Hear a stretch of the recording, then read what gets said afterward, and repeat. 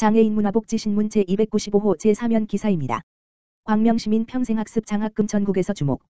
광명시 시장 박승원 가 광명시민 평생학습 장학금 지급 추진과 관련해 시민의 의견 수렴 과정을 거치고 있어 주목을 받고 있다. 대한민국 평생교육을 이끌어가고 있는 국가평생교육진흥원, 전국평생학습도시협의회, 전국시도평생교육진흥원협의회가 공동 웹진 창간호 7월 말 예정을 통해 광명시 평생학습 장학금 추진을 전국에 알릴 예정이다. 세 개 기관은 평생학습 인식 제고와 저변 확대를 위해 웹진을 발행해 평생교육 정책 및 이슈를 국민들에게 전할 계획이다. 이를 위해 지난 8일 대한민국 평생교육의 중추 실행기구인 국가평생교육진흥원, 이하국평원, 전국평생학습도시 단체장 협의회인 전국평생학습도시협의회, 이하협의회, 전국시도평생교육진흥원협의회가 광명시를 찾아 박승원 광명시장과 광명시민 평생학습 장학금에 대해 이야기를 나눴다.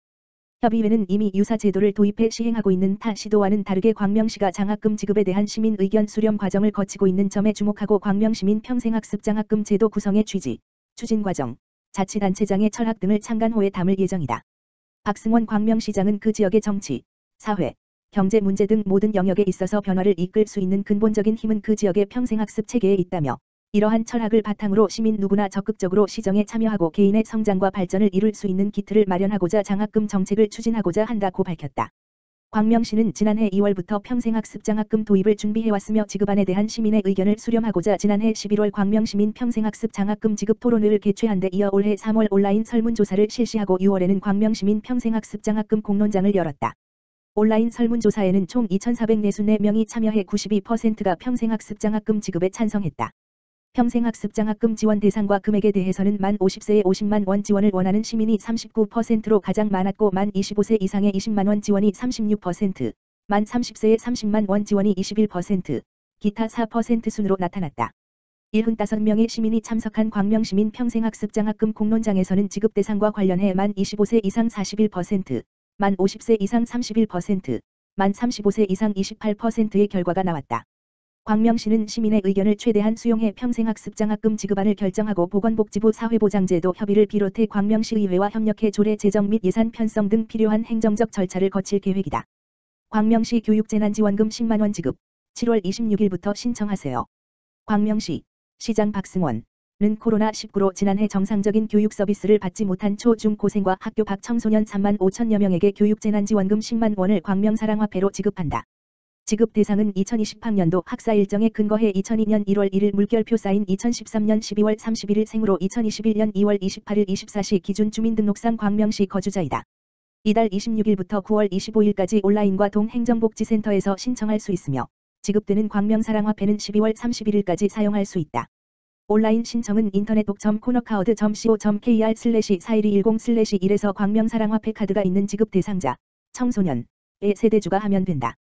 모바일은 경기지역 화폐 앱 즐겨 찾는 지역에서 광명시 설정 광명시 누름 광명시 교육재난지원금 신청해서 하면 된다. 동행정복지센터를 방문해 신청할 경우에는 주민등록증이 있는 지급 대상자, 세대주, 부모가 신청할 수 있으며 신분증을 지참하고 대상자 거주지 동행정복지센터를 방문해 신청하면 된다. 기타 궁금한 사항은 광명시청 교육청소년과 가만 전화기 지역번호 02-2680-2115로 문의하면 된다. 광명시 관계자는 초, 중, 고생과 학교 밖 청소년까지 교육재난지원금 지급하는 것은 전국 지자체 최초다. 코로나19 재난 상황에서도 꿈을 잃지 않고 학습에 열중하는 광명시 청소년들에게 도움이 되길 바란다며 광명사랑화폐로 지급함으로 지역 경제 활성화에도 도움이 될 것으로 기대한다고 말했다. 한편 이번에 지급하는 교육재난지원금은 지난해 원격 수업으로 급식을 제대로 하지 못함에 따라 초, 중, 고등학교 급식비 반납 금액을 재원으로 마련했다. 광주시 가사간병 방문지원 사업 신규 이용자 연중 모집. 광주시는 일상생활과 사회활동이 어려운 저소득층을 위한 가사간병 서비스를 지원하는 가사간병 방문지원 사업의 이용자를 연중 모집한다고 14일 밝혔다. 가사간병 방문지원 사업은 만 65세 미만의 생계의료 주거교육급여 수급자, 차상위계층 중 장애 정도가 심한 장애인 6개월 이상 치료를 요하는 중증질환자 희귀난치성질환자 소년소녀 조손 한부모가정, 법정보호세대, 의료수급자 중 장기 입원 사례관리 퇴원자 등이 신청 가능하다. 지원 내용으로는 신체수발 지원, 옷 입기, 식사 보조 등, 건강지원, 체위 변경, 간단한 재활운동 보조 등, 가사 지원, 청소 등, 일상생활 지원, 외출 동행, 말벗 등이 있다. 본인 부담금은 서비스 대상자의 소득 수준 및 서비스 제공 시간, 24-27 40시간에 따라 상이하며 이용을 희망하는 주민은 주소지 행정복지센터를 방문해 신청하면 된다. 가사 간병 방문 지원 사업에 대한 자세한 사항은 광주시청 홈페이지를 확인하거나 주소지 행정복지센터 및 광주시청 복지정책과 760-3770에 문의하면 된다. 광주시, 경기 광주역 경기행복주택 입주자 추가 모집. 광주시는 경기주택도시공사에서 시행하는 경기 광주역 경기행복주택 입주자를 추가 모집한다고 15일 밝혔다. 이번 추가 모집은 청년 223가구, 신혼부부 한부모 가족 16가구, 주거급여 수급자 5가구 등 총 244가구에 대해 진행하며 임대주택 실수요자의 입주기회 확대를 위해 지난해 12월 모집 공고보다 소득요건 등 세부 자격요건을 완화하고 청년 유형을 신설했다. 입주요건은 무주택 세대로서 각 공급 유형별 소득 및 자산 등 세부 자격 기준을 충족하는 자는 신청할 수 있으며 유형별 전용 면적은 22, 36, 44로 구성되며 월 임대료는 보증금에 따라 조정이 가능하다. 경기행복주택은 청년, 신혼부부 및 주거 취약계층의 주거비 부담 경감을 위해 대중교통이 편리하고 직주근접이 가능한 부지를 활용해 주변 임대 시세의 60에서 80% 수준으로 저렴하게 공급하는 경기도형 공공임대 아파트이다. 경기 광주역 행복주택의 경우 광주역세권 개발사업지구 내에 위치해 있으며 연면적 44,690부지의 F2 2개동, 지상 19 물결표 쌓인 26층, 지하 2층, 총 500세대 공급을 목표로 하고 있다.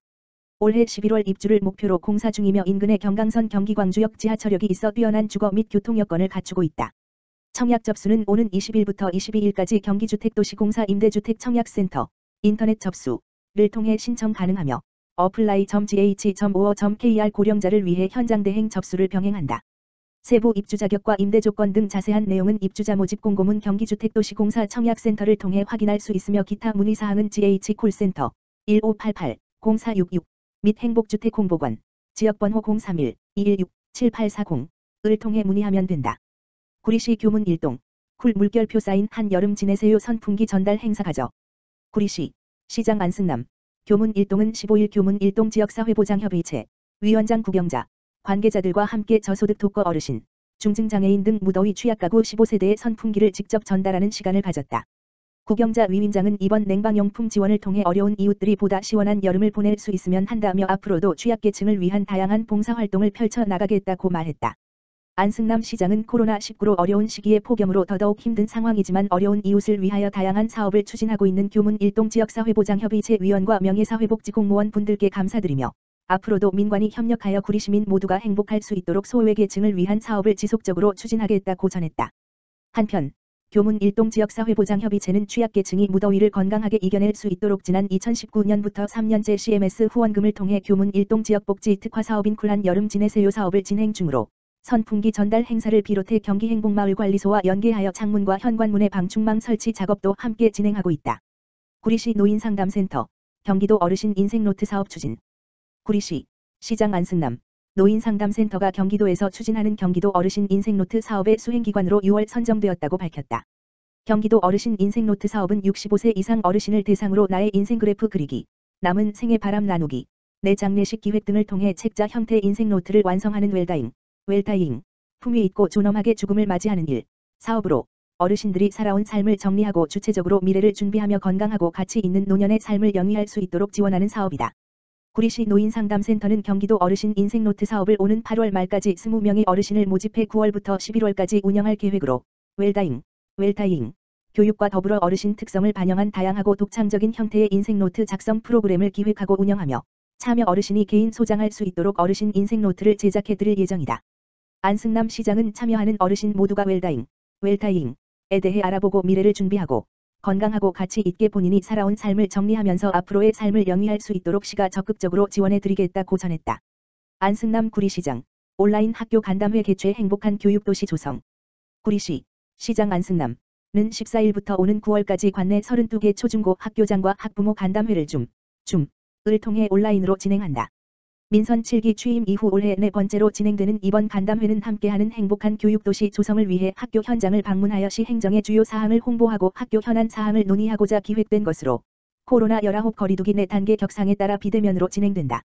14일에 실시된 첫날 간담회에는 산마루 초등학교와 갈매중학교의 학교장을 비롯한 운영위원장, 학부모회장 등 학교와 학부모를 대표하는 관계자들이 참여하여 5월부터 추진하고 있는 청소년 행복도 조사의 성공적인 추진을 위한 공동연구 협약 체결 학교 현안 사항과 학교 시설 개방을 통한 지역 주민과의 협력 방안 논의 혁신교육지구 사업과 행복학교 운영 도로교통법 개정에 따른 어린이 보호구역의 주정차 금지구역 지정 등에 대한 내용을 공유하며 열띤 토론이 이어졌다.